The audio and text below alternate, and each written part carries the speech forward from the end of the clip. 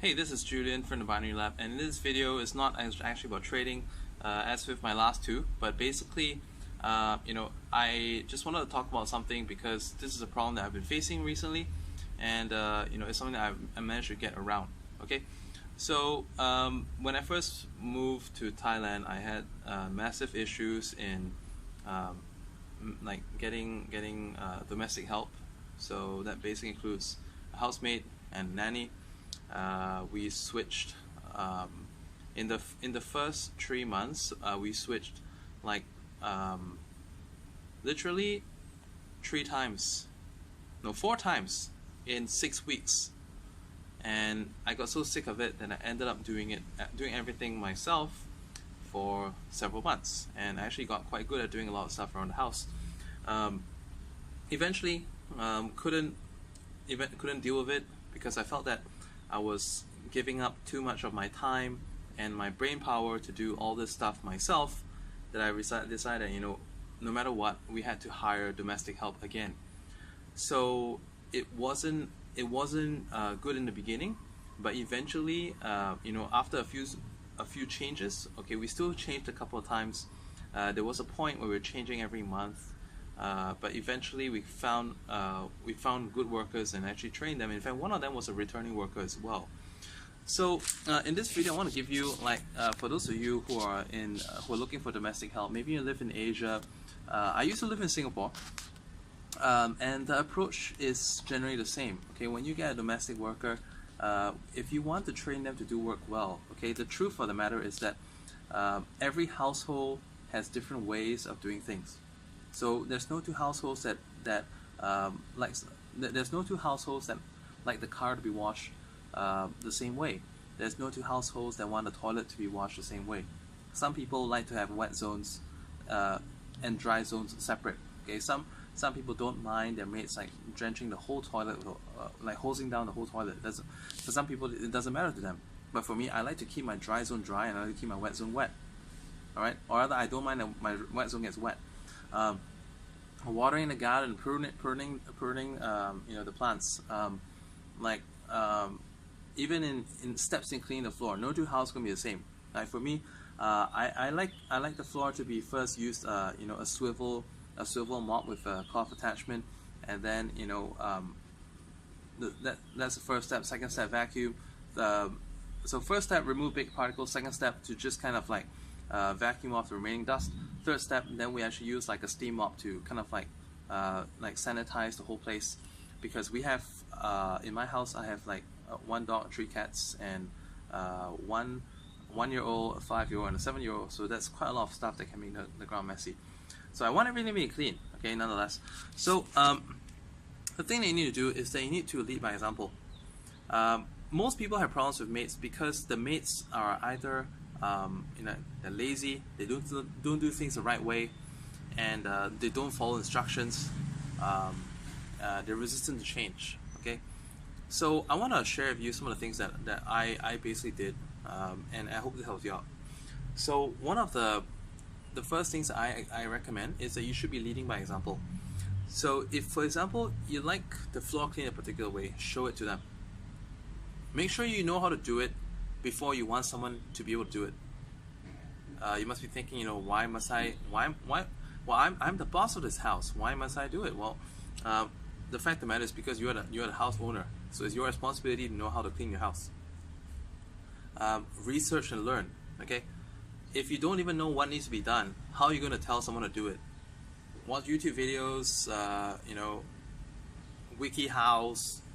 What's the best way to clean windows, clean the floor, cook, all right? So that you can tell them how to do it. By the way, when it comes to cooking, over time I learned a couple recipes of my own from wiki, from online. I looked at 30-minute meals, I looked at YouTube videos, and I literally, passed my kid's iPad, to my maid and say, I want this done, follow this video tutorial, prepare this. I don't mind if it doesn't taste good the first time, but improve it in the future. Alright? So literally do that when it comes to cooking. There needs to be an example to follow. If you can't provide an example, the internet is a great source, but it just, once I pass to them, drop down, I take it back. Use of internet. Well, another big problem that a lot of people have with mates, which I had, was that mates that just go on and on talking on the phone all day, and like I literally don't give out my Wi-Fi password. So if they wanna like call overseas, it's their own problem to to top out their own SIM card, and they run out of value, they won't call. Simple. Okay. Institute a policy where because there will be fickle-minded people. In Singapore, the agencies train them pretty well, and because the bond, okay, there's a very long bond that they need to pay off, and it just doesn't make financial sense for them to quit in the first week. But in some other countries, like in Thailand, the policies on agency fee and all that is a lot less. It's a lot more relaxed in Singapore because it's less fee to pay, and rather the market rate is quite low. So they can easily pay that off in the first month, maybe even the first half month. So because of that, alright, it's very important that you kind of like want to put in a policy so that the mate won't quit on you the first week. So let's say if someone needs to leave, okay, you need to be very upfront with them when they come in, and I actually recommend that you give them like a trial of like 3 days, because in 3 days you can kind of notice, what kind of work habits, what kind of work ethics that they have, and whether they're a keeper or someone that you just want to dispose as fast as you got them. All right. So after I like someone's working style, basically I kind of tell them that I've observed your work. All right, so far so good. I want you to know that in this house we've had problems with this forever, that people come in and then they just go as and when they please. Well, this is not like a hostel. This is not like a place where you can make some part-time cash and leave. Well, true enough. Let's say if you make like $20 a day, that's pretty solid. But it's not just that. Oh, you want $20 a day, you come in and when you got $60 to buy a second-hand handphone and then you want to leave, that's it. So if you want to leave, let us know in advance, because if you do not give us at least.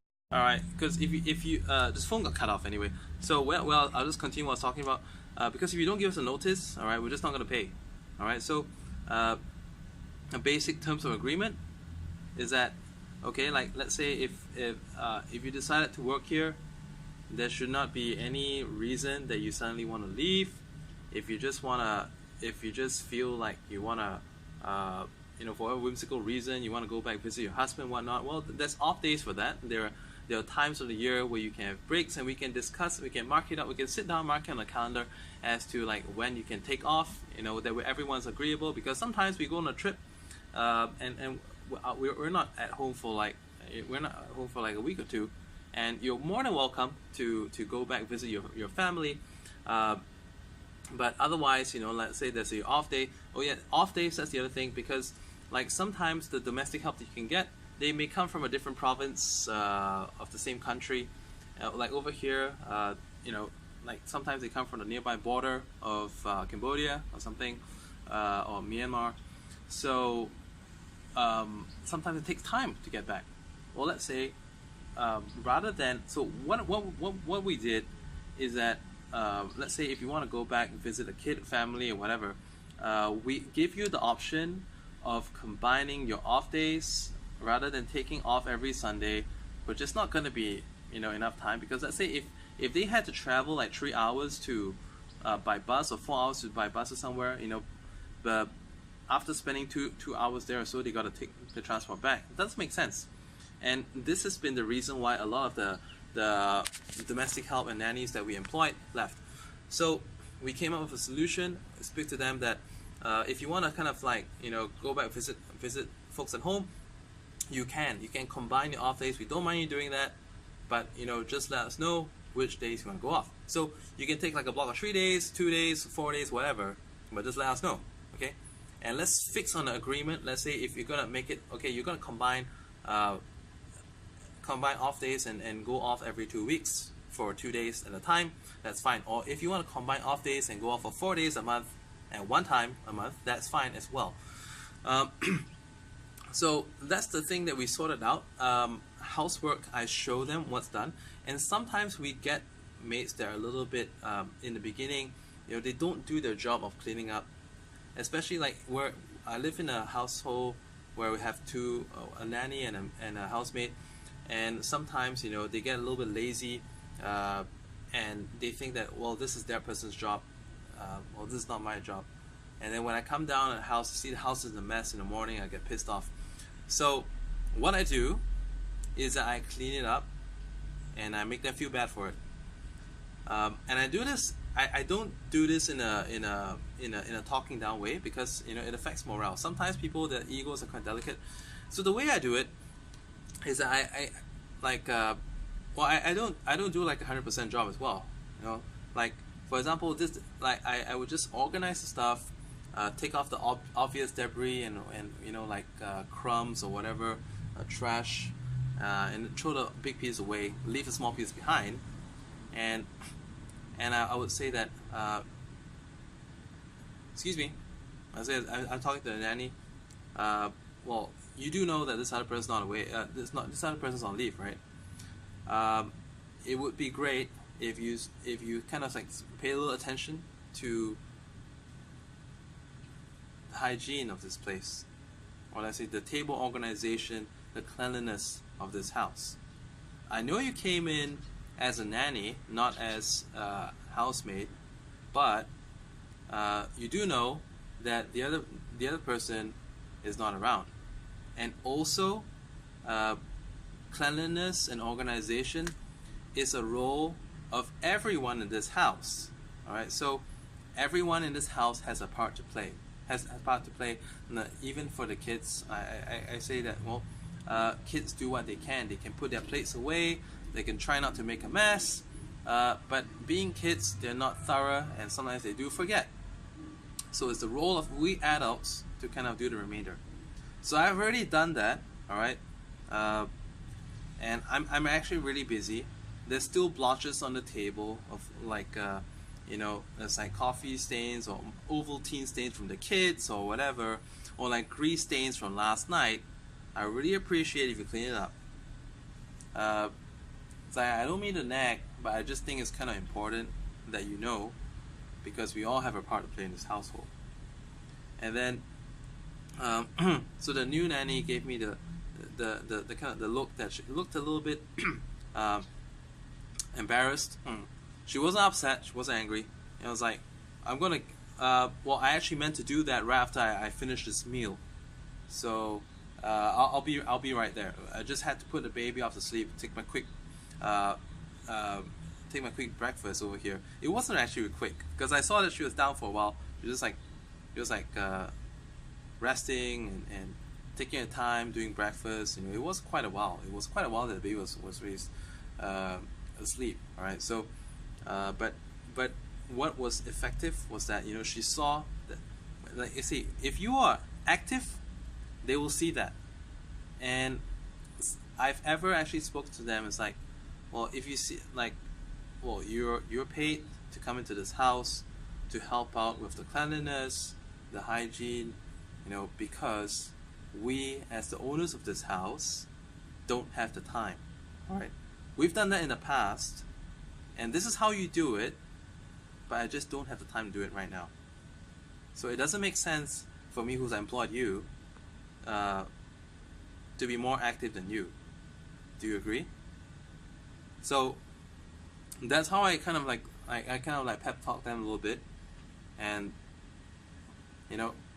don't need to scold, no need to piss people off, no need to be aggressive, but basically speaking into their conscience of the capacity that they come in. All right, and like I said, I have this policy of when they want to leave, they should give me an advance notice. So what I do is, like, I monitor them for 3 days, because sometimes if their work sucks, I'm more than happy if they just want to propose to me that, oh, I kind of hate it here, or let's say I want to go home, this person, that person is sick, blah blah blah, not whatever nonsense stupid excuse that they can come up with. I don't mind. I'm just more happy that they go. So if someone doesn't work so well, I I basically already start looking out for new options to replace them, and just kind of basically waiting for them to give some stupid excuse, or let's say I would basically sit them down and say, I don't think I've been watching you for the past 2 weeks. I don't think uh, I don't think that you're what we need over here. So these are basically some of the ways I kind of handle this manpower issue, which is like an ongoing concern for a lot of people out there. Alright, I hope this video helps you out. Once again, this is not this channel that I have is actually more usually about trading. I'm a binary options trader. Through the years I've been teaching financial derivatives. May not be kind of thing, but I mean, well, from time to time I do make videos about other disciplines as well, because I mean, I like everyone else, I'm just an ordinary guy that happens to know a thing or two about trading and teach trading. But besides that, I face the same kind of frustrations as everyone else in life, maybe more sometimes. I'm a stay-at-home dad, so stay tuned, because subscribe, some of my videos could make sense to you. Bye for now.